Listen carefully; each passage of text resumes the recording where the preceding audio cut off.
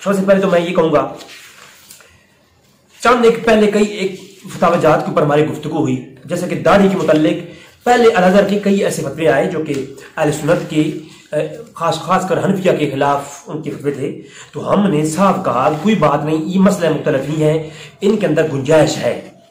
داڑھی کی مقدار کے اوپر کلام تھا، تو ہم نے الازہر کے علماء کا دفاع کیا، ہم نے کہا ٹھیک ہے، اگرچہ پاک و ہند کے علماء اس داڑھی کو مٹھی بھر سے کم رکھنا حرام جانتے ہیں اور اس کی وجوب قائل ہیں، تو یہ تو فتویٰ سب سے پہلے بعض لوگ کہتے ہیں عبدالحق محدث دہلوی نے دیا، لیکن عبدالحق محدث دہلوی نے نہیں دیا، یہ صاحب نہایہ نے دیا فتویٰ سب سے پہلے۔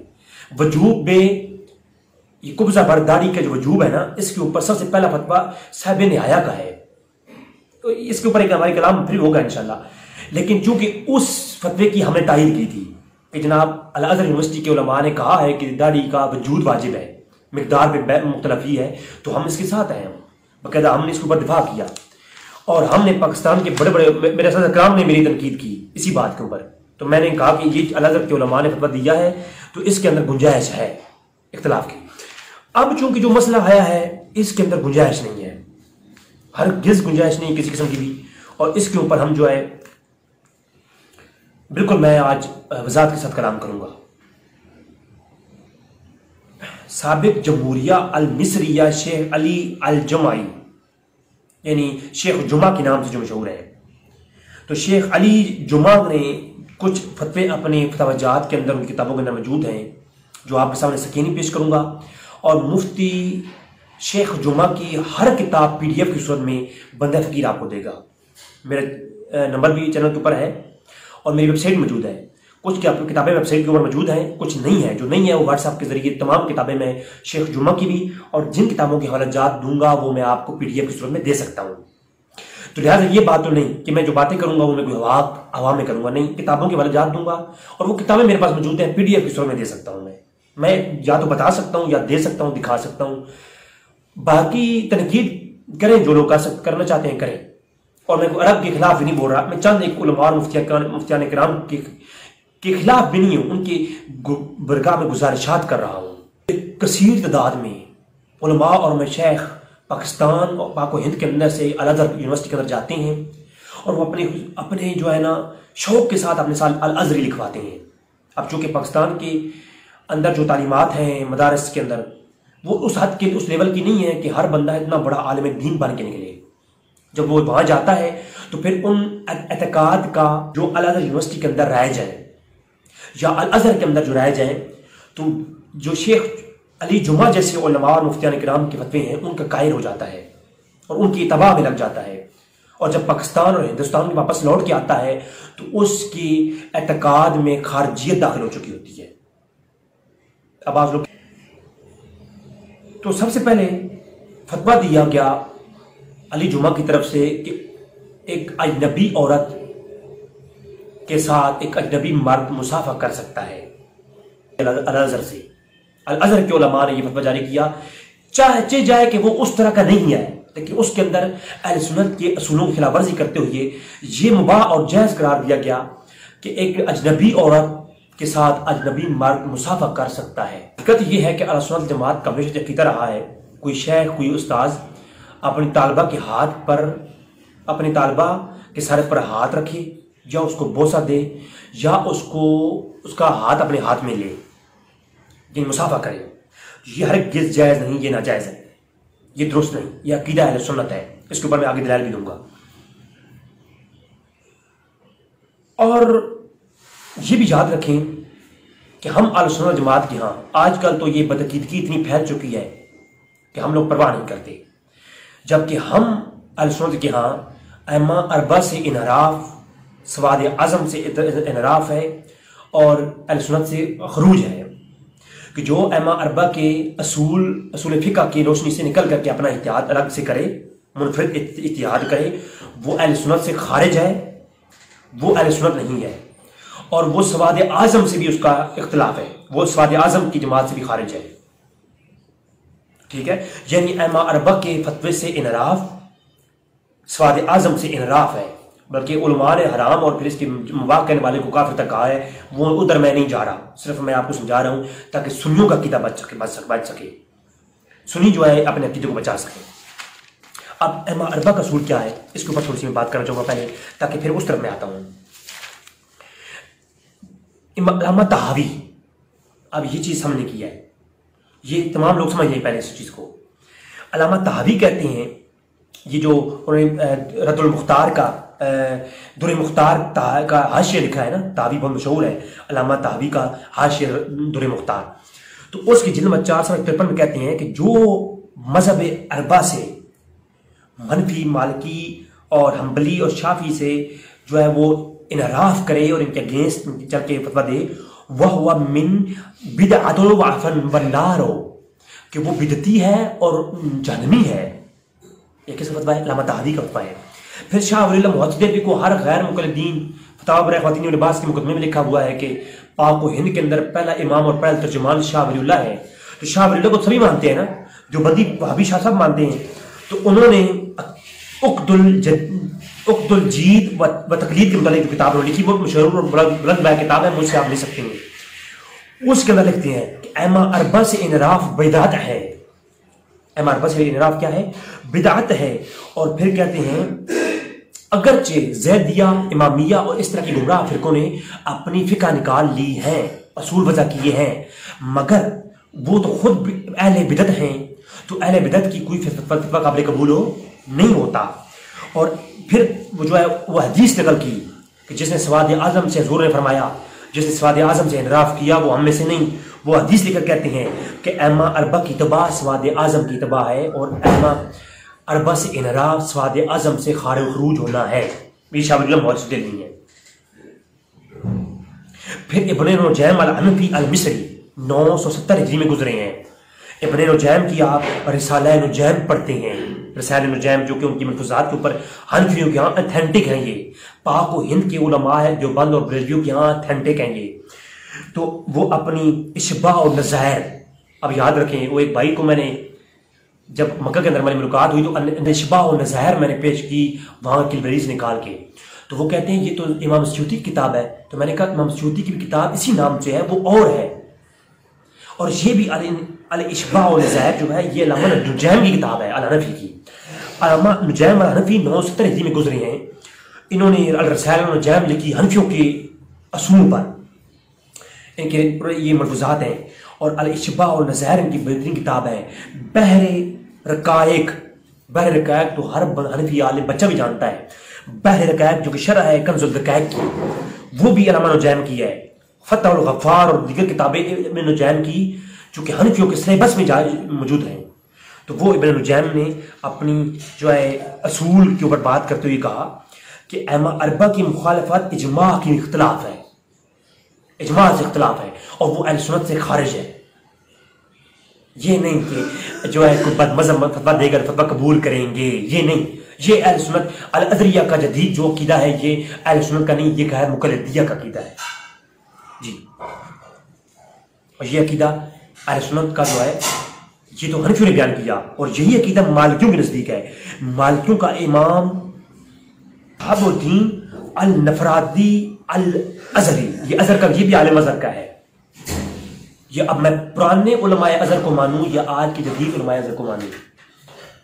آپ مجھے خود بتائیں کہ جدید علماء ازہر کا عقیدہ لیا جائے گا جو قدیم ہے ان کے لیے جائے گا؟ چلیں ان کی گستاخی میں کر رہا ہوں، میں یہ بات کر کے ان کی گستاخی میں کر رہا ہوں، قبول ہے. اب یہ جو ان کی گستاخی کر رہے ہیں بڑوں کی، اس کے اوپر کوئی کلام نہیں ہو سکتا. تو الازہریہ، یہ علامہ مالکیہ کے علماء کا عقیدہ دیکھیں، علامہ شہاب الدین نفراوی، تو وہ کہتے ہیں اور الوفاقی الدوانی علی رسائل ابن زید الکروانی، یہ کتاب ہے علامہ شہاب الدین نفرادی الازہری کی، جن کا سنہ وفات 1126 ہجری ہے. حنفیہ، مالکیہ، حنبلیہ کا جو عقیدہ ہے یہ مالکیہ کے امام شہاب الدین کہہ رہے ہیں الوفاقی الدوانی کے اندر. کہتے ہیں جو حنفیہ، مالکیہ اور شافعیہ، حنبلیہ کا مذہب ہے، اس کے علاوہ تقلید کرنا حرام ہے. کسی کی اتحاد تقلید کرنا حرام ہے، چاہے وہ زیدیہ ہوں، امامیہ ہوں. اور ان کے اتحاد سے انحراف اہل سنت سے انحراف ہے. یہ ہے مالکیہ کا نظریہ. حنفیہ اور مالکیہ کا نظریہ سامنے آ گیا. پھر اسی طرح بحر محیط علامہ بدر الدین زرکشی اب علامہ زرکشی کا نام کون نہیں جانتا؟ وہ کیا کہتے ہیں؟ کہتے ہیں ائمہ اربعہ حق ہیں اور ان کے خلاف ہرگز جائز نہیں کہ کوئی بندہ بھی فتویٰ دے۔ اب میں یہ صرف عبارات کے ترجمے پڑھ رہا ہوں، اگر عبارات پیش کروں گا تو یہ کلپ 34 منٹ کا ہو گیا، 35 منٹ کا، تو یہ پھر 2 گھنٹے کا کلپ ہوگا، کیونکہ اصل موضوع بھی باقی ہے، ابھی میں صرف مقدمہ پیش کر رہا ہوں۔ پھر یہ تو ہو گیا مالکیہ حنفیہ کا عقیدہ۔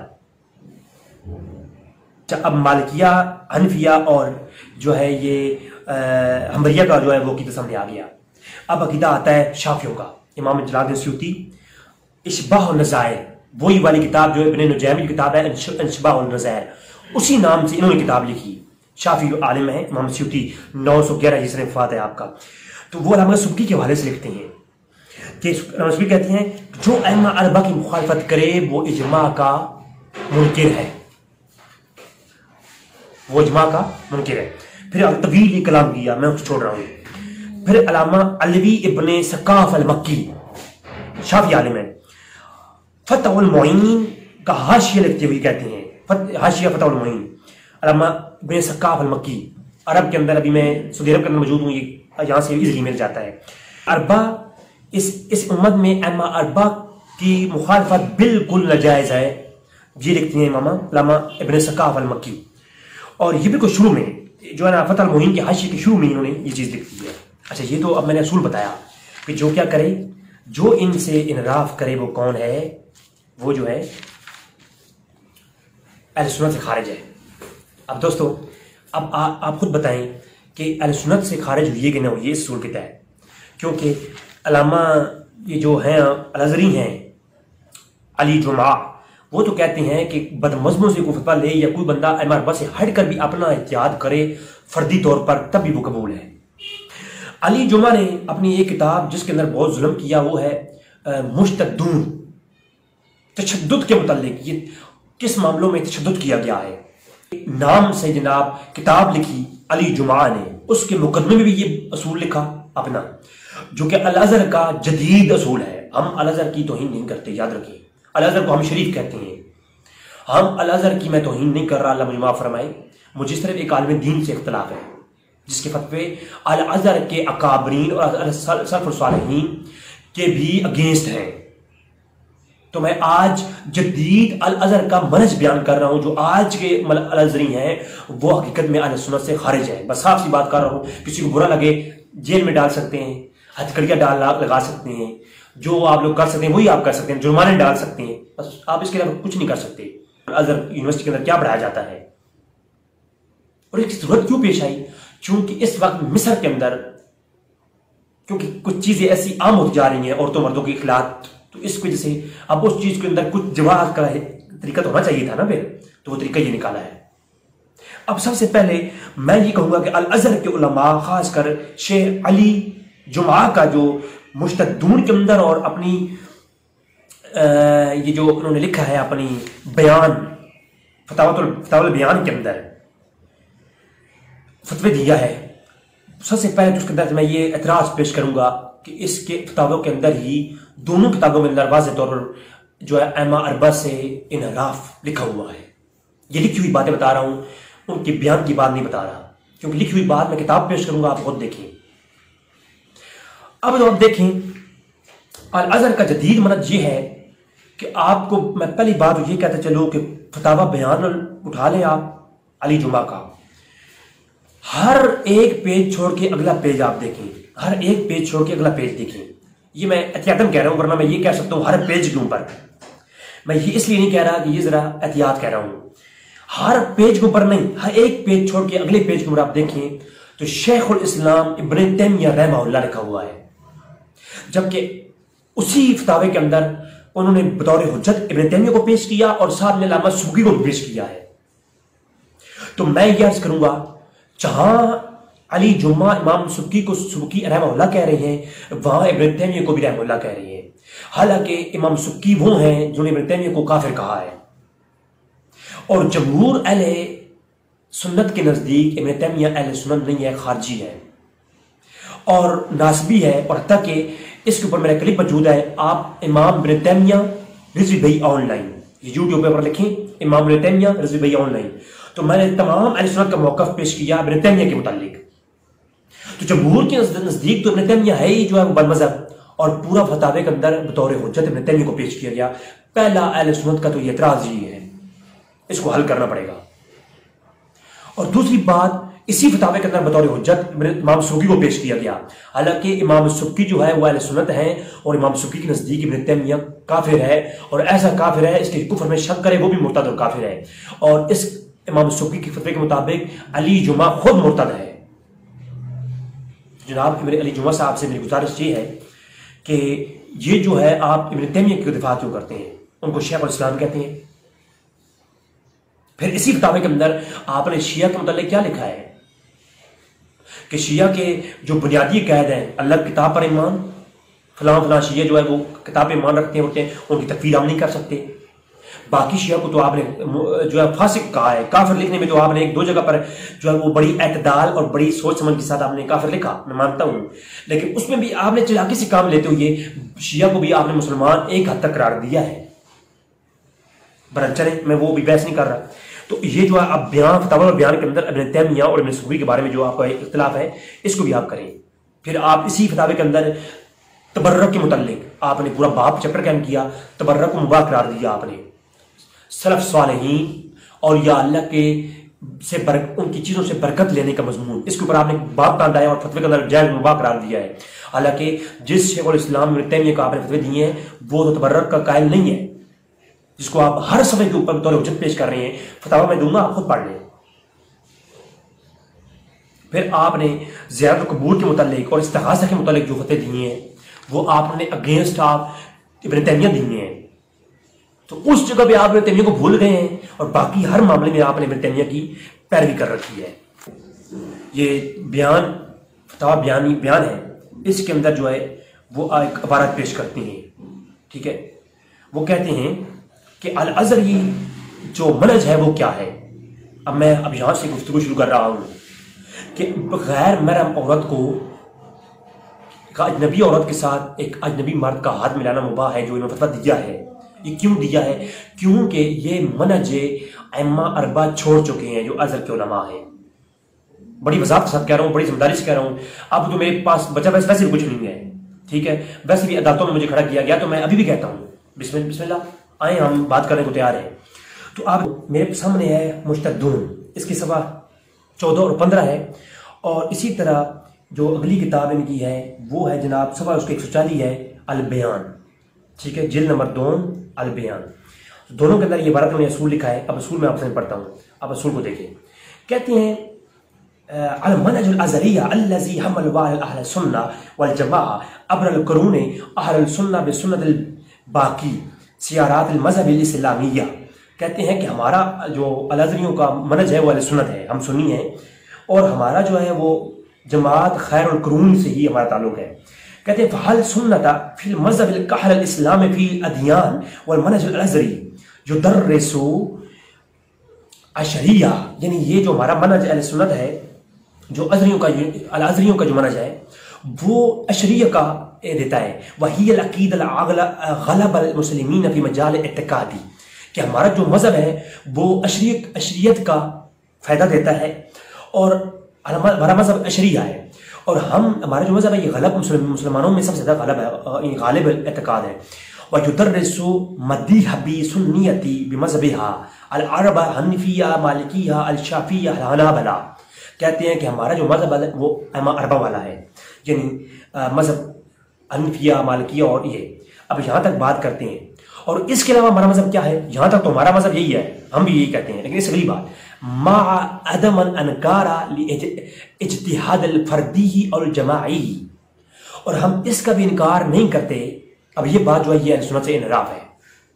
اگلی بات کہتے ہیں مع عدم الانکار، ہم اس سے انکار نہیں کرتے اگر کوئی شخص اجتہاد کرے الفردی او اجماعی، اگر کوئی ایک جماعت اس ائمہ اربعہ سے ہٹ کر کوئی اجتہاد کرے تو ہم اس کا بھی انکار نہیں کرتے، اور کوئی ایک فرد اپنا اجتہاد کرے ہم اس میں انکار نہیں کرتے.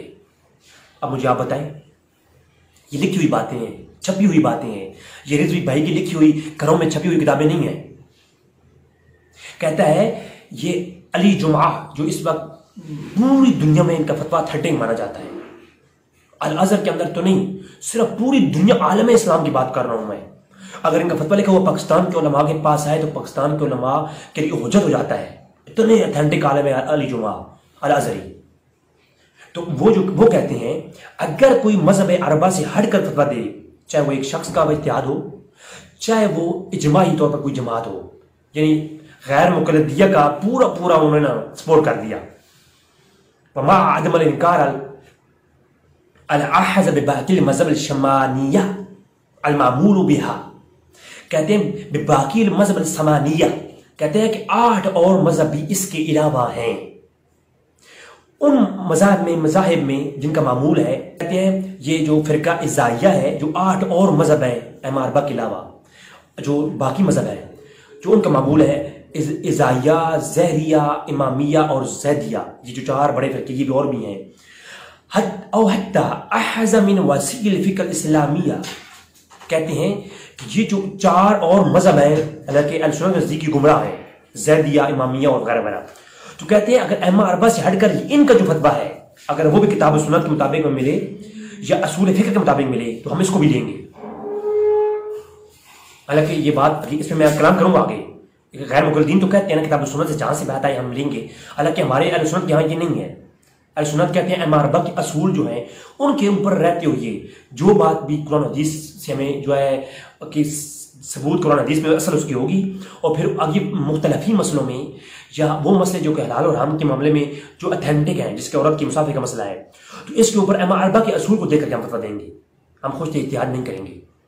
تو یہاں یہ صاحب نے کہا کہ 8 فرقوں میں سے جو زیدیہ اور امامیہ زہر کے فرقہ ہیں ان کا بھی کوئی یعنی گمراہ بد مذہب جو ہیں، بد مذہب کا کوئی فتویٰ ہوگا ہم وہ بھی لیں گے، یعنی بد مذہبوں سے بھی فتویٰ لینا جائز ہو گیا۔ تو کیا خارجوں سے فتویٰ لیں گے؟ اللہ کے رسول نے دونوں چنی کو تک کہا ہے قادیانیوں سے، اب اس فتوے کے مطابق قادیانیوں سے فتویٰ لینا جائز ہے۔ چیلنج کرتا ہوں میں، چیلنج ہے میرا، آؤ بیٹھو میرے سامنے۔ یہ جو میں نے پچھلی بات کی تھی نا الازہر کے علماء کے بارے میں بڑی محبت کے ساتھ، تو مجھے پاکستان اور ہندوستان کے جو لوگوں نے کہا نا، تو ان سے میں کہہ رہا ہوں آپ ہی آ جائیں میرے سامنے، آئیں بسم اللہ، میں دکھاتا ہوں کہ ان کے اصولوں کے تحت قادیانی جو قرآن و حدیث سے باتیں حرف کر رہے ہیں وہ استدلال اور اتحاد لینا جائز ہے۔ اگر ہمارا اربعہ کے اصولوں سے ہٹیں گے نا تو قادیانی کا اتحاد لینا جائز ہے بالکل، اس کے اوپر پھر آپ کلام نہیں کر پائیں گے کسی اصول کے تحت بھی، کیونکہ اس کا اتحاد کی ماخذ کیا ہے؟ کتاب السنہ۔ جی کتاب السنہ ہے، بسم اللہ آئے، بسم اللہ نا آئے۔ اچھا کہتا ہے من خرج هذا الثمانية في المذهب المنقول في كتب الفقه وهي تربو على 80 مذهبا او حتى احز من الكتاب السنة بجلائم حاجات العصر ومصالح المصر وبما يلائم ان تلاقوا في هذا العالم الذي حولنا۔ اللہ اکبر۔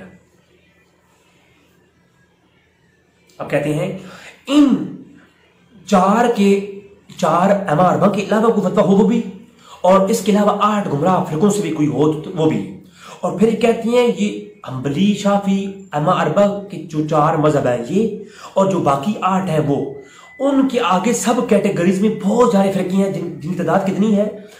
تربو علی 80 مذہبا، ان کے 80 فرقے ہیں، جو گمراہ فرقے ہیں ان کے بھی آگے 80 فرقے اور ہیں۔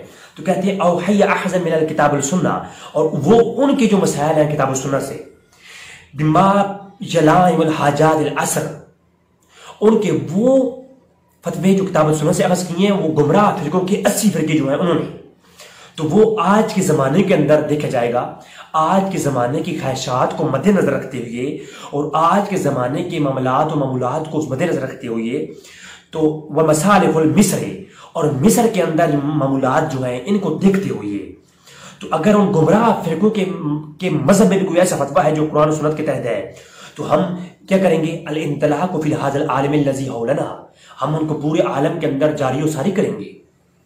انا للہ و انا الیہ راجعون۔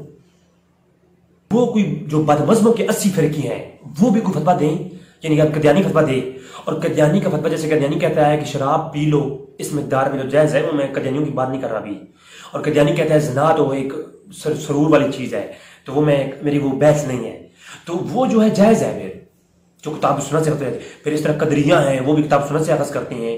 معتزلی ہیں جو ماترید، باقی جتنی بھی آپ دیکھیں آگے جو نظامیہ ہیں، پھر شیعہ ہیں وہ بھی قرآن سنت لیتے ہیں. سارے مذہب شیعہ کا ہر مسئلہ قرآن سنت سے اخذ شدہ ہے، لیکن اتحاد کے اصولوں کے تحت نہیں ہے، اس لیے ان کا اتحاد اور باطل ہے. منفارق تو یہ جو قیاس کرتے ہیں، اتحاد کرتے ہیں فرقے باطلہ جو ائمہ اربعہ کے اصولوں سے ہٹ کر کے، وہ کیا ہے؟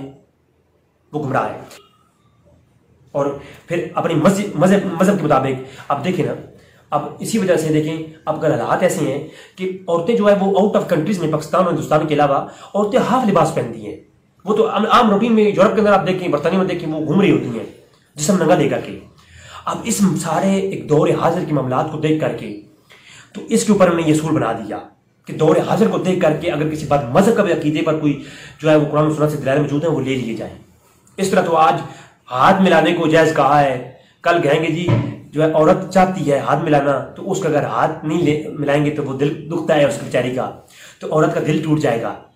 تو جناب کل کہیں گے کہ عورت جو ہے وہ حگ کرنے کو اس کا دل کرتا ہے، تو عورت جو ہے وہ اس کو جسم، اب یورپ کے اندر تو سینے لگاتے ہیں بوائے فرینڈ جو گرل فرینڈ ملتے ہیں، تو کل جناب المصریز یہ نیا فتویٰ دیں گے کہ عورت چونکہ اس کا دل دکھ جائے گا اس لیے ان کو سینے آپس میں جو ہے گلے لگنے کی اجازت دی جائے. تو گلے لگنے کے بعد پھر کہا جائے گا جی فرینچ کس کی اجازت دی جائے، کیونکہ فرینچ کس تو کوئی چھپ کے تو نہیں کرتے، وہ زہر ہی کر رہے ہیں لوگ. تو زہر میں جب ملتے ہو یہ کس کر لیں تو اس میں کیا حرج ہے، ہونٹوں میں آ جائیں گے. تو پھر کچھ عرصے کے بعد کیا دیں گے جی کوئی بات نہیں، جب اتنا کچھ ہے تو جب لڑکی لڑکا راضی تو کیا کرے گا قاضی. تو پھر یہ اسلام کے اندر ایک فتنے کے علاوہ کچھ بھی نہیں ہے. یہ اسلام کے اصولوں کو نہ چھوڑا جائے. اسلام کے جو بیسک اصول ہیں ان سے آپ فروعی مسائل کے اندر بے شک گنجائش ہے چیزوں کی. ہم خود، میں داڑھی کے متعلق خود کلام نہیں کر چکا، حنفیہ مالکیہ کے اگینسٹ کلام کر چکا ہوں. تو آپ پھر وہ کہتے ہیں تو وہ اصول جہاں پر فروعی مسائل میں جہاں گنجائش موجود ہو وہاں تو ہم بھی کہتے ہیں، لیکن اس کا مطلب ہرگز یہ نہیں آپ اصول دین کو ہی بدل ڈالیں. تو لہٰذا یہ چیز بھی ہو گئی. تو اب جو ہے غیر مقلدیہ کو پروموٹ کرنے کے لیے انہوں نے یہ بھی فتوے اس طرح کے اپنی کتابوں میں لکھ دیے. اب اجنبی عورت کا مصافحہ کرنے کے متعلق میں اگر عبارات پڑھوں گا اور اہل سنت کی اور حدیث کی طرف جاؤں گا تو چیپٹر حدیثوں کے متعلق ہے کہ عورت کو ہاتھ لگانے کا کیسا ہے، اس کے بارے میں اللہ کے رسول نے کیا فرمایا، کہاں اللہ کے رسول کے سامنے عورتیں آئیں اور رسول ان سے ہاتھ نہیں ملایا. وہ تمام تر باتیں اگر بخاری، مسلم اور دیگر کتب سے پیش کروں گا ایک طویل بحث ہو جائے گی. میں مختصراً اختصار کا قرآن اور حدیث کی چند ایک اختصار اور برکت کے لیے پیش کرنا چاہوں گا. سورہ نور کے اندر آیت نمبر 30 میں اللہ نے ارشاد فرمایا کہ آپ اے نبی آپ مسلمانوں سے کہہ دیں کہ وہ اپنی نکاحوں کو نیچا رکھیں اور شرمگاہوں کی حفاظت کریں، یہ ان کے لیے بہت پاکیزہ عمل ہے، بہت پاکیزہ ہے. تو اس میں اس آیت کے اوپر شافعیہ نے مطلقاً حکم جاری کیا کہ عورت کو جو ہے وہ چھونا، ہاتھ ملانا، جب دیکھنا، مطلقاً دیکھنا ہی حرام ہے. اس آیت سے شافعیہ نے اور مالکیہ نے اس کی آیت کے اوپر مطلقاً حکم جاری کیا کہ عورت کو دیکھنا کسی مرد کا اور کسی مرد کا عورت کو دیکھنا، یہ دونوں طرف سے، عورت کو مرد کو دیکھنا، غیر اجنبی مرد کو دیکھنا، اور کسی اجنبیہ عورت کا اجنبی مرد کو دیکھنا اور کسی مرد کا عورت کو دیکھنا، یہ مطلقاً حرام ہے، دیکھنا حرام ہے. تو کہا جب دیکھنا حرام ہے تو ہاتھ ملانے کا جواز نہیں ہے. یہ مالکی اور شافعیہ کا عقیدہ ہے اس آیت کے تحت. میں آگے چل کے حوالات دوں گا، میں وہاں میں تو الحمدللہ چھوڑتے ہی نہیں ہوں نا، آپ لکھ کر رہے ہیں. میں اب لڈو جو بانٹوں گا نا، پہلے لڈو میٹھے تھے، اب لڈو میں تھوڑا نا میں لیمو ملاؤں گا تاکہ تھوڑا ذائقہ رہے منہ میں، کیونکہ مجبور. میں ہمیشہ کہا کرتا ہوں کسی کو دیوار کے ساتھ نہ لگاؤ کہ وہ تمہیں دان نکالے، یہ بات یاد رکھو. میں ایک اتحاد کے اوپر بات کام کر رہا ہوں، لیکن اگر ایسا کام کیا جائے گا تو یاد رکھو زہ موت اگر دینی ہے تو دے دو، کوئی ایسے ایشو نہیں، لیکن اپنے اعتقاد یا اہل سنت کو ہم بیان کریں گے تو ڈنکے کی چوٹ پہ بیان کریں گے. یہ جو ہم جو پیار والے ہم موڈ کے ساتھ بیان کرتے ہیں، یہ اس کے علاوہ بھی ہمارے پاس ہمارے بزرگوں نے ہمیں جلالی اور جمالی دونوں جو ہے اپنی چیزیں کٹی میں پلائی ہیں. ہمیں علماء مشائخ اور اکابرین اہل سنت اسلاف صالحین نے ہمیں عقائد اہل سنت کا دفاع کرنے کے دو طریقے بتائے ہیں، جمالی بھی اور جلالی بھی. جلالی اور جمالی دونوں پر ہمیں عبور حاصل ہے. پھر امام طبرانی رحمہ اللہ نے المعجم الکبیر کے اندر کتاب الحدود میں واضح طور پر یہ بیان کیا. سید مقن بن یسار رضی اللہ تعالیٰ بیان فرماتے ہیں حضور نے فرمایا تمہارے سر میں کیل چبھوئی جائے، ایک لوہے کی کیل جو ہے نا وہ چبھائی جائے، اس سے بہتر ہے کہ تمہارا ہاتھ کسی غیر اجنبی عورت کو چھوئے، کسی محرم عورت کو چھوئے. تو کسی غیر محرم کو ہاتھ لگانا حضور کی حدیث کی اور قرآن کی آیت کی روشنی میں مطلقاً حرام قرار دیا، دیکھنا مطلقاً حرام قرار دیا جو ہے علماء شافعیہ اور مالکیہ نے. اب حنابلہ اور جو حنفیہ ہیں ان کے متعلق آگے ہم گفتگو کریں گے. اور جو پوری دنیا میں رائج فتویٰ ہے، جو ایک ایسا فتویٰ جو کہ تمام تر دنیا کے مسلمانوں کے فرقوں کے مابین ایک جو ہے وہ اعتدال پسندی کے ساتھ فتویٰ لکھا گیا. پوری دنیا کے علماء اس پہ اتفاق کرتے ہیں، علماء پاکستان ہوں، دیوبندی، بریلوی، وہابیہ، فلانے جو بھی ہو. ایک کتاب ہے، یہ جو فتویٰ ہے اس کا مجموعی طور پر اس میں جو ہے نا وہ لکھا گیا المعصویہ الفقیہ الکویتیہ. آپ دیکھیں گے یہ پورا فتویٰ 45 جلدوں پر مشتمل اردو ترجمہ، 45 جلدوں میں مشتمل اردو ترجمہ یہ بندہ فقیر آپ کو دینے کو تیار ہے.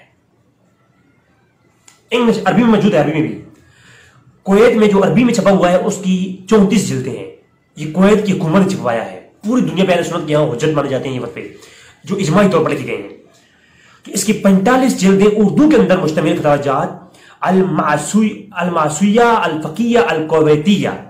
ٹھیک ہے، تو یہ المعصویہ جو وزارت امور کویت کی طرف سے شائع ہوئی ہے، اس کے اندر صفحہ جو جلد 29 صفحہ 296 عربی کی جو ہے اس کے اندر بھی، اور میں آپ کو یہ اردو والی ترجمہ پڑھ کے سناتا ہوں.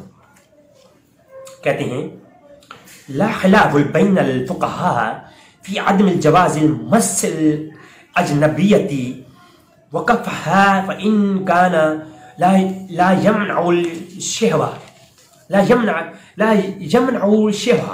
یعنی بعض لفظوں میں کہا لا خلاف بین الفقہاء ہے، اما اربع کے نزدیک، فقہا کے نزدیک اس میں کوئی اختلاف نہیں. فی عدم الجواز مسئلہ اجنبیت، کسی اجنبی عورت کو کسی مرد کا ہاتھ لگانا، چھونا، ہاتھ ملانا، یا کسی اجنبی مرد کا کسی عورت کو ہاتھ ملانا یہ مطلقاً حرام ہے. اس پر کسی فقہا کا کوئی قول نہیں ہے، اس میں کوئی بھی جو ہے اختلاف نہیں ہے. فالمسل اجنبیت. اور پھر کہا فَإِنَّ كَانَ شَهْوَةً فَإِنَّهُ كَانَ لِيَعْمَلُ الشَّهْوَةَ، یعنی اگر بے شک اس کی نیت میں شہوت نہ بھی ہو، لیکن ایک ایسا آدمی جس کے اندر شہوت نہ ہو، یعنی کسی عورت کو ہاتھ ملانے میں کوئی فیلنگز نہ ہو الٹی سیدھی، پھر بھی اگر وہ ہاتھ ملاتا ہے تب بھی نہیں، جائز نہیں ہے. یہ آج کے پیر، یہ ان کی دعوت فکر دے رہا ہوں بڑی معذرت کے ساتھ، یہ آج کے وہ مولوی دیوبندیہ، غیر مقلدیہ، بریلویہ اور علماء سنیہ جتنے بھی یہ کہتے ہیں مناجیہ اور تیر القادریہ اور عربیہ المصریہ الازریہ البرطانیہ فلانیہ ڈکوانیہ، جتنے بھی علماء ہیں، میں کسی کو تنقید نہیں کر رہا، میں بالکل واضح طور پر ایک بات بتا رہا ہوں. یہ جتنے بھی علماء ہیں، چاہے جتنے پیران عظام ہیں، یہ جتنے پیر ہیں نا عظام ہیں، ٹھیک ہے، تو یہ جتنے بھی پیر ہیں پیر، ان کے لیے بھی جو متفقہ سنت کا فیصلہ ہے وہ یہ ہے اگر شہوت نہیں بھی ہے، اگر وہ اس نے شریعت کے تمام تر چیزوں کو پڑھا ہے، اس نے تزکیہ نفس کر لیا ہے، اس نے ضامنہ تلمس طے کیا ہے آقا کی برگاہ میں اور یا اللہ کی برگاہ میں، اس نے اپنے نفس کو بالکل صاف کر لیا، اس کے ذہن میں عورت کے لیے کوئی شہوت نہیں باقی نہیں رہی. اگر کوئی بزرگ بھی ہے پھر بھی جو ہے حکم یہی ہے کہ وہ عورت کو چھو نہیں سکتا، وہ عورت کو چھونا حرام ہے. ایسے شخص کی لفظ ہے میں لا یمنع شہوہ، کہ اس کے لیے بالکل چاہے وہ شہوت اس میں نہ بھی ہو تب بھی ہاتھ ملانا جائز ہے. جو علماء اہل سنت فقہاء اربعہ کے نزدیک اصول اور قانون ہے، اور اس میں کوئی فقہاء میں اختلاف نہیں کہ اجنبی عورت کے ہاتھ کو یا چہرے کو چھوئے یہ حرام ہے، چاہے وہ شہوت سے خوف نہ بھی ہو، بے خوف ہو. اچھا، یہ حکم جوان عورت کے لیے ہے. اب بوڑھی عورت کے متعلق اگر فتنے کا ڈر ہو تو بوڑھی عورت کو آپ ہاتھ نہیں ملا سکتے، ٹچ نہیں کر سکتے، لیکن اگر بوڑھی عورت ہو تو اس کو آپ یہ قول حنفیہ اور حنابلہ کا قول ہے کہ بوڑھی عورت کو آپ چھو سکتے ہیں اگر فتنے کا خوف نہ ہو. ادروائز مالکیہ اور شافعیہ کہتے ہیں مطلقاً حرام ہے، چاہے کوئی بڑھیا ہے، چاہے کوئی جوان ہے، چاہے کوئی بچی بھی ہے اس طرح کی جس کے اندر جوانی کی کچھ تاثرات پائے جاتے ہیں تو اس کو چھونا حرام ہے. یہ مالکیہ اور شافعیہ کے نزدیک، آگے میں دلائل دوں گا. جبکہ حنفیہ اور حنابلہ کے نزدیک بری عورت آپ اگر فتنے کا ڈر نہ ہو تو چھو سکتے ہیں. جبکہ فتنہ کیا ہے، ایک سوال پیدا ہوتا ہے یہ فتنہ کیا ہے. فتنہ اس کا بھی میں یہاں پر میں نے نوٹ کیا تھا. یہ ہوتا ہے کہ جب کسی عورت کو دیکھ کر کے مرد میں فیلنگ پیدا ہو، اس سے تنہائی میں ملنے کی، خلوت میں جانے کی یا اسے چھونے کی. یہ علماء نے لکھا ہے، میں آگے چل کے وہ بات آ رہی ہے. تو ایسا جب مرد اس کو کیسے چیک کرے گا کہ ایک عورت جو بوڑھی ہے اس کو ہاتھ لگانا جائز ہے یا ناجائز؟ تو اس کا پیمانہ علماء نے یہ بتایا، آگے میں بتاؤں گا، بیان کروں گا حوالے کے ساتھ، کہ کسی عورت کو دیکھ کر کے، بوڑھی عورت کو دیکھ کر کے، جوان کو نہیں، جوان کے ساتھ تو بالکل چاہے کچھ بھی ہو وہ حرام ہے. لیکن اگر کوئی جوان عورت نہ ہو، بوڑھی عورت ہو، تو فتنے کا ڈر نہ ہو تو حنفیہ کے نزدیک اور حنابلہ کے نزدیک چھونا جائز ہے. لیکن فتنے کا ڈر نہ ہو، اور فتنہ کیا ہے اس کا بھی جو ہے نا حنابلہ نے اس کا اصول بتایا ہے کہ مرد کو دیکھ کر کے اگر بوڑھی عورت کے متعلق کوئی فیلنگ پیدا ہو رہی ہے یا اسے خلوت میں جانے، اس کو لے جانے کا دل کرے یا اس کو چھونے کا دل کرے، تو پھر اس عورت جو بوڑھی ہے اس کو بھی ہاتھ لگانا منع ہے. ٹھیک ہے. اب شافعیہ کے جو اصحاب ترجیح ہیں، شافعیہ کے نزدیک اصحاب ترجیح میں دو بڑے نام آتے ہیں. ایک علامہ رفاعی اور دوسرے امام شرف النووی رحمہ اللہ. لیکن یاد رکھیں جو اتھینٹک اور دلیل سمجھ جاتے ہیں شافعیہ کے نزدیک وہ امام شرف النووی ہیں. ان کی منہاج الطالبین جو کہ بہت ہی معروف الزمانہ کتاب ہے، اس کے اندر وہ کیا کہتے ہیں کتاب النکاح میں. یہ شافعیوں کا قانون بتانے لگا ہوں، شافعیوں کے نزدیک کیا حکم ہے عورت کو چھونے کے متعلق. امام نووی 676 صنفات ہے. آپ کہتے ہیں کتاب النکاح میں بالغ مرد کا عورت کو دیکھنا حرام ہے، اور آیت پیش کرتے ہیں سورہ نور کی آیت 30 اور المعجم الکبیر کی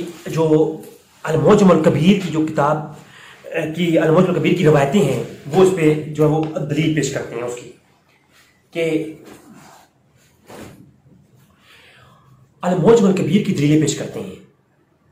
اور وہ حدیث لانے کے بعد یہ تحقیق کر کہتے ہیں کہ ہم شباب کا قانون یہ ہے کسی بھی نامحرم نوجوان عورت کو، بالغ عورت کو چھونا حرام ہے. ٹھیک ہے. اس طرح چہرے کو یا دل کو دیکھنا بھی حرام ہے، چھونا بھی اور دیکھنا بھی، مطلقاً دیکھنے کو بھی حرام کر دیا نکاح نیچی رکھنے کے جو ہے نا دلیل پر. اسی طرح پھر کہتے ہیں کہ مراحق البالغہ جو شخص ہوتا ہے، مراحق البالغہ یعنی وہ لڑکا جو بھی بالغ نہیں ہوا لیکن بلوغیت کے قریب ہے، اس کے زیر ناف بال یعنی آنے کے تاثرات ظاہر ہو رہے ہیں، یعنی وہ بلوغیت کے انبی کو قریب لڑکا ہے، ابھی بالغ ہوا نہیں لیکن بلوغیت کے قریب ہے. ایسا لڑکا، نوجوان لڑکا جو بالغ ہوا نہیں، بالغ کے قریب ہے، اسے مراحق البلوغیہ کہتے ہیں. اور جو عورت بوڑھی ہوتی ہے اسے مجالہ کہتے ہیں، جو بوڑھی عورت ہوتی ہے. ان دونوں کے متعلق کہتے ہیں کہ مراحق البالغہ جو نوجوان لڑکا بھی بالغیت قریب ہے اس کا بھی کسی عورت کو دیکھنا ناجائز ہے، چاہے وہ عورت بوڑھی کیوں نہ ہو، وہ جو ہے مجالہ کیوں نہ ہو، عورت مجالہ کیوں نہ ہو. مجالہ عورت وہ کہتے ہیں جو بوڑھی ہو چکی ہو، ضعیف ہو عورت، اس کو مجالہ کہتے ہیں. تو کہا کہ مجالہ عورت کو کسی مراحق جو بالغ لڑکا ہے، مراحقہ جو ہے جو نابالغ لڑکا ہے، اس کا دیکھنا بھی ناجائز ہے. یہ کس کا؟ شافعی کا موقف ہے. پھر کیونکہ علی جمعہ صاحب نے تو کہا ہے نا اپنی ویڈیو کے اندر کہ یہ محققین کا قول ہے کہ هذا القول المحققین هل على جواز المس النساء وتمس النساء ہیں. تو وہ جو بات کر رہے تھے نا کہ هذا الجواز فی محققین القول المحققین على الجواز، کہ محققین کا جواز کے قول موجود ہے، فتم النساء کہ مسح نساء کے ساتھ مسح کرنے میں کوئی حرج نہیں. تو کون سے محققین ہیں؟ ذرا ہم چاہتے ہیں کہ وہ محققین بتائیں ائمہ اربعہ کی جو ہے وہ متقدمین یا مقلدین یا ان کے اپنے اصولوں کے تحت. اگر وہ متزلیوں کے آپ ہمیں دکھاتے ہیں قول تو ہم متزلیوں کا قول ہم قبول نہیں کریں گے. اہل سنت کی کسی بندے کا بھی آپ قول پیش کریں چاہے وہ حنفی ہو، مالکی ہو، حنبلی ہو یا شافعی ہو. اچھا پھر کہتے ہیں یعنی امام نووی کہتے ہیں کہ امام رافعی شافعی نے عورت کو دیکھنے کا جواز پیش کیا ہے، حالانکہ وہ ہمارے شافعی ہیں. اب رافعی بھی جو ہے وہ اصحاب ترجیح شافعیہ میں سے ہیں، یعنی جن کو شافعی حضرات حجت سمجھتے ہیں ان میں سے ہیں. لیکن جب رافعی اور نووی کا آپنا سامنا ہو جائے تو نووی کا قول پہلے لیا جاتا ہے، رافعی کے قول کو چھوڑ دیا جاتا ہے. تو امام رافعی شافعی کا رد کرتے ہوئے امام نووی کہتے ہیں کہ یہ جو منہج الطالبین کتاب ہے نا امام نووی کی، اس کے اندر کہتے ہیں کہ عورت کا مرد کو زیر ناف دیکھنا، گھٹنے سے اوپر دیکھنا حرام ہے. اس کے اندر رافعی نے کچھ جو ہے نا وہ ایسی قول پیش کیے نا، ان کے اوپر پھر رد کیا، کہا کہ دیکھنا حرام ہے. اور باقی صحیح یہ ہے کہ امام نووی جو کہتے ہیں کہ صحیح یہ ہے کہ عورت کو مرد کا جیسے دیکھنا مطلقاً حرام ہے، ایسے مرد کا عورت کو دیکھنا بھی مطلقاً حرام ہے. اور اسی طرح جب کسی عورت کو دیکھنا بھی حرام ہے تو اسی طرح کسی مرد کا عورت کو چھونا حرام ہے، اور کسی عورت کا کسی مرد کو چھونا حرام ہے. یہ جناب کس میں ہے؟ یہ منہاج الطالبین علامہ نووی کی کتاب ہے، اس کے اندر موجود ہے. کتاب و نکاح کا چیپٹر کھولیں گے یہاں پر آ جائے گا. پھر یہاں پر یہ بات نہیں، اگلی بات سنیں. پھر شافعیوں کے ہاں جو منہاج الطالبین کی شرح لکھی گئی ہیں، دو ایسی شروع جن کو آج پوری شافعیت ان کے اوپر انحصار کرتی ہے. ایک نہایت المحتاج فی شرح منہاج الطالبین علامہ الرملی علامہ شمس ارملی کی کتاب ہے، اور دوسرے تحفۃ المحتاج الشرح منہاج الطالبین علامہ ابن حجر المکی الحزمی کتاب ہے المصری کی. اب یہ ابن حجر جو ہے نا، یہ بھی ان کو ازہر کے علماء کو مانے یا ان کو مانے، یہ مصری ہیں. تو ہم ازہر کے علماء کے احترام کریں گے، ہم کرتے ہیں، لیکن جب وہ صرف صالحین کے خلاف جائیں گے، ہمارے خلاف جائیں، رضوی کے خلاف جائیں، نو پرابلم، نو ٹینشن. میرے تو خلاف خیر آج کل ویسے بھی لوگ پڑھ کے ہوئے ہیں، تو میرے خلاف جائیں، نو پرابلم. لیکن جب آپ علماء متقدمین کے خلاف جائیں گے تو پھر ہم متاخرین چپ نہیں رہیں گے.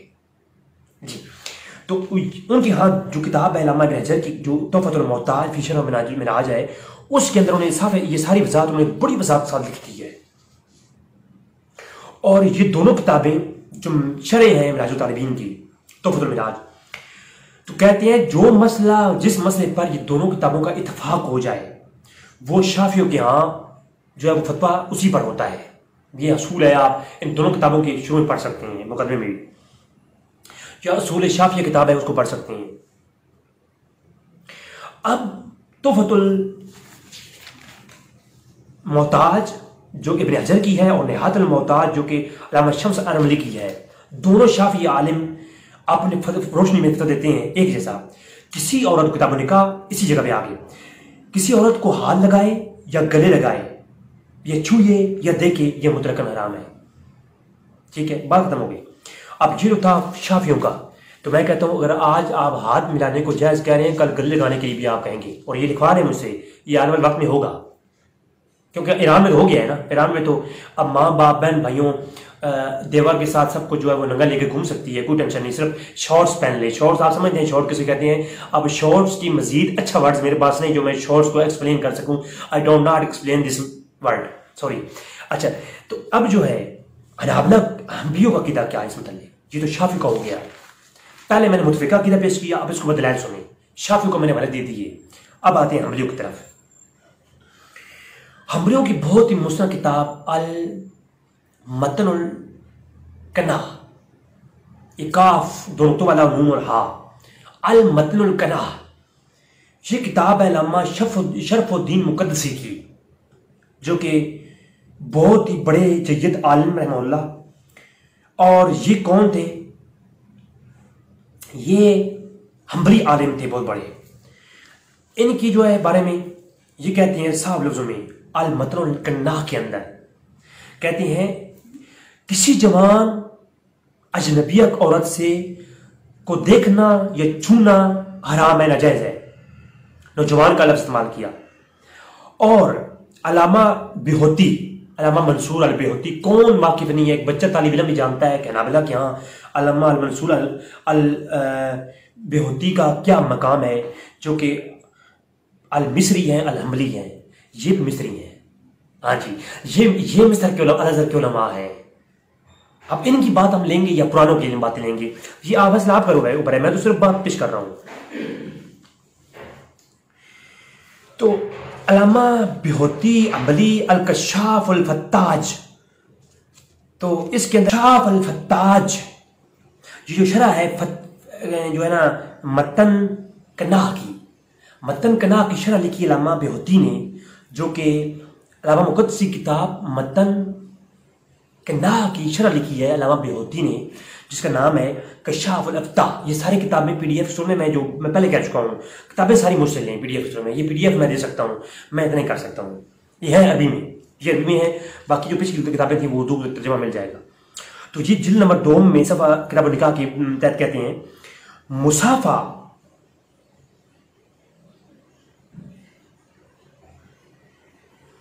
کہتے ہیں کہ مصافہ شرم میں اضافہ کرتا ہے۔ یہ پوری اوپر والی بات کرتے ہیں، کسی ناجائز عورت اجنبیوں کو دیکھنا حرام ہے، کسی عورت کا دیکھنا حرام ہے، چھونا حرام ہے، اس کے اوپر کلام کرتے ہوئے آخر میں آپ کہتے ہیں کہ کسی مصافہ تو شرم میں اضافہ کرتا ہے۔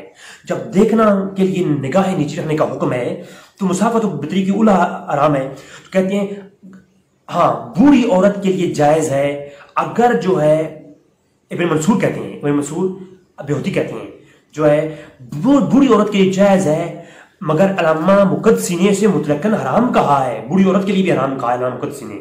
لیکن وہ یہ کہتے ہیں جو میرے عالم شیخ ہیں علامہ مقدسی، انہوں نے اس کو حرام کہا ہے کہ بوڑھی عورت کو بھی چھونا حرام ہے، لیکن میں یہ کہتا ہوں کہ بوڑھی عورت اگر فتنے کا ڈر نہ ہو تو چھونا جائز ہے۔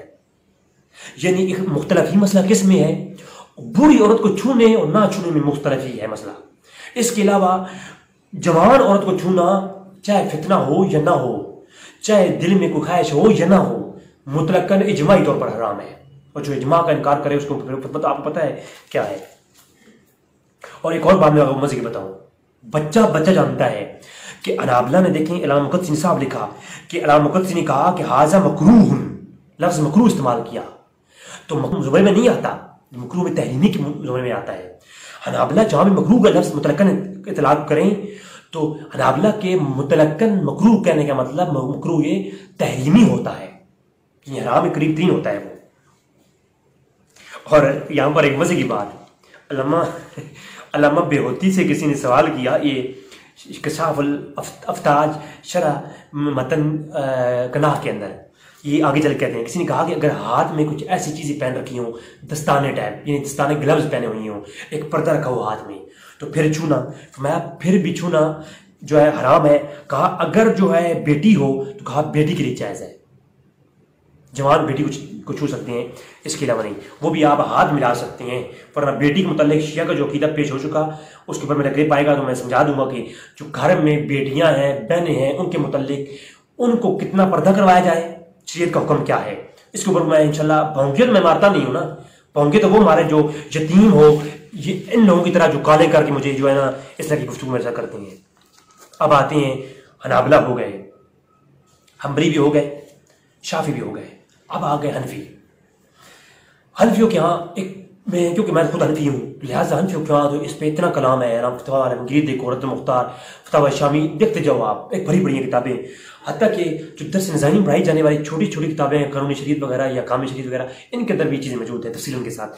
میں 1-2 حوالوں کے ساتھ اختصار کروں گا حنفیوں کے اعتقاد کے اوپر۔ ہدایہ فی شرع البدایہ، بچے سے پوچھ لو، ہر کسی کے بعد موجود ہے، میں مدرسے میں تھا تو میں 3-4 شرح اٹھا کے اس کی لایا ہوں۔ البدایہ کی شرح ہے، صاف لکھا ہوا ہے یہ عورت کے متعلق، عورت کے ہاتھ کو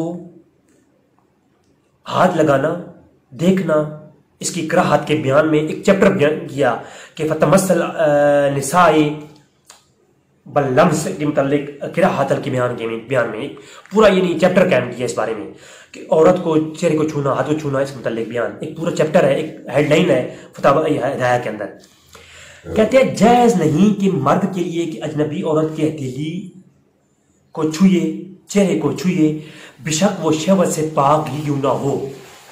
یہ پیروں کے لیے میرا دعوت فکر ہے، یہ ان لوگوں کے لیے ان صحابہ کرام جو مدرسوں میں جو عورتوں کے مدارس بنائے ہوئے ہیں، یہ خاص کر میں علماء دیوبند سے مخاطب ہوں، کیونکہ دیوبندی عورتوں کے مدارس کی جو دیوبندیوں کی کئی عورتیں چلا رہی ہیں مدارس، تو وہ ٹھیک ہے، میں یہ نہیں کہتا، وہ تعلیمات ٹھیک ہے، لیکن وہ جو کہ بڑے بڑے جو ہے نا یہ بلنڈری لوگ جو ہیں، انہوں نے اپنے جو عورتوں کے مدارس بنائے ہوئے ہیں بچیوں کے، اور وہ جو ہے بچوں کی جو معاملات آج کے سامنے آ رہے ہیں، تو ان کے لیے گزارش ہے کہ عورت اور بچی جو طالبہ ہے آپ کی، اس کے سر پہ ہاتھ رکھنا ناجائز ہے۔ بے شک آپ استاذ ہیں، بے شک آپ کے دل میں ان کے لیے کوئی ایسی بات نہیں ہے، وہ بچی ہیں آپ کی جگہ۔ اگر وہ بالغ ہیں اور وہ بچی بھی ہیں، آپ کی عمر 60 سال ہے، اس کی عمر 18 سال ہے، تب بھی آپ کے لیے وہ جائز نہیں کہ آپ اس کے سر پہ ہاتھ رکھیں، یہ فتویٰ حنفیہ کے نزدیک۔ مگر ایسی عورت، اگلی بات، اب حنفیوں کے یہاں چونکہ تھوڑی نرمی ہے، یہ عوام کے لیے تھوڑا آسانی پیدا کرنے والی فقہ ہے، تو اس کے لیے یہاں پر لکھا مگر ایسی عورت جو کہ بوڑھی ہو، فتنے کا ڈر نہ ہو، ایسی عورت جو بوڑھی ہو، اس کا فتنے کا ڈر نہ ہو، تو اس کے لیے باضرورت مباح ہے۔ یعنی ایسی عورت جو بوڑھی ہو، اگر اس کے لیے فتنے کا ڈر نہ ہو تو مباح ہے۔ تو فتنے کی تعریف میں کر چکا پہلے۔ فتنے کی تعریف یہ ہے کہ جس عورت کی طرف کسی مرد کا نفس ملائم نہ ہو، خلوت اختیار کرنے کی خواہش نہ رکھتا ہو، ٹھیک ہے، ایسی عورت ہو۔ اب چلتے ہیں مالکیہ کے نزدیک۔ شیخ احمد درید المالکی رحمۃ اللہ تعالی علیہ، شیخ درید المالکی جنہوں نے شرح الصغیر لکھی ہے، ٹھیک ہے، شرح الصغیر، درید المالکی شرح الصغیر جلد نمبر 460 پہ لکھتے ہیں، اور اس شرح صغیر کے اوپر جو کہ علامہ درید کی کتاب ہے المالکی کی، اس کا مالکی عالم علامہ ساوی مالکی انہوں نے حاشیہ لکھا ہے۔ تو علامہ ساوی مالکی حاشیے کے اندر بھی یہ تصریحات پیش کرتے ہیں، اور شرح صغیر کے اندر علامہ درید المالکی بھی یہ لکھتے ہیں کہ علامہ ساوی کا جو حاشیہ ہے اس کے اندر بھی، اور شافعیوں کی بہترین کتاب الاصل المدارک و ارشاد الصادق فی مذہب الامام المالک، ٹھیک ہے، تو یہ کتاب اور شرح صغیر کے اندر، تمام کتابوں کے اندر، اور حاشیہ ساوی کے اندر بھی، یہ 3 حوالے دے رہا ہوں، ان کے اندر صاف حساب موجود ہے، جلد نمبر 370 کے اوپر، اور شرح صغیر کے اندر بھی علامہ درید مالکی الصاوی کہتے ہیں کہ ولا یجوز مصاحبۃ لرجل المرأۃ ولو متعجلہ، کہتے ہیں کہ جو متعجلہ عورت ہے اس کے ساتھ، اس کو چھوڑ کر کے باقی جو عورت ہے اور مرد ہے، ولا یجوز، یہ جائز نہیں، مصاحبہ کرنا، لرجل کسی مرد کا، والمرأۃ کسی عورت کے ساتھ، اور کسی عورت کا کسی مرد کے ساتھ، ولو متجالہ، جو متجالہ یعنی وہ عورت جو بوڑھی ہو، اس کے علاوہ باقی لوگ کو آپس میں کرنے کا یہ کوئی نہیں ہے۔ اور اگر فتنے کا ڈر ہو تو متجالہ کے ساتھ بھی مصاحبہ کرنا ناجائز ہے، لیکن فتنے کا ڈر نہ ہو تو متجالہ کے ساتھ مصاحبہ کرنے میں کوئی حرج نہیں ہے۔ ایک بوڑھی عورت کے ساتھ مصاحبہ میں اختلاف ہے، باقی تو آپ اماربہ کی میں نے تصریحات پیش کر دی، یہ واضح طور پر سامنے آ چکا کہ یہ حنفیہ کا عقیدہ نہیں ہے، یہ اماربہ کا عقیدہ نہیں ہے۔ یہ جو آج کل کے مصر کے الازہری کے علماء عقیدے پڑھا رہے ہیں، یہ غیر مقلدیہ خارجیہ کے عقیدے ہیں، یہ عقیدہ ہرگز اہل سنت والجماعت کا نہیں ہے۔ لہٰذا یہ گزارش کروں گا ان لوگوں سے جو کچھ حضرات مکہ میں مجھ سے ملے، انہوں نے میرے سامنے اس پہ گفتگو کرنا شروع کر دی کہ آپ الازہر کے علماء کے خلاف کیوں بولتے ہیں۔ ہم الازہر کے علماء کے سب کے خلاف نہیں ہیں، ہم الازہر کے علماء کی چند ایک اعتقاد کے مجھ سے مخالفت رکھتے ہیں، جو کہ اعتقاد اماربہ سے انحراف ہے، اور ہم یہ کہتے ہیں جو اس کا انحراف کرے وہ اہل سنت سے خارج ہے۔ میں نہیں کہتا، یہ عقائد اہل سنت کے اصولوں میں سے ہے۔ دعائے رب تعالیٰ میری بات سمجھنے کی توفیق عطا فرمائے، باقی کوئی ٹینشن نہیں، بس آپ سب علمی گفتگو کرنی ہم حاضر ہیں، باقی سب رستے آپ کے لیے کھلے ہیں، آپ جو چاہے کر سکتے ہیں۔ السلام علیکم ورحمۃ اللہ وبرکاتہ۔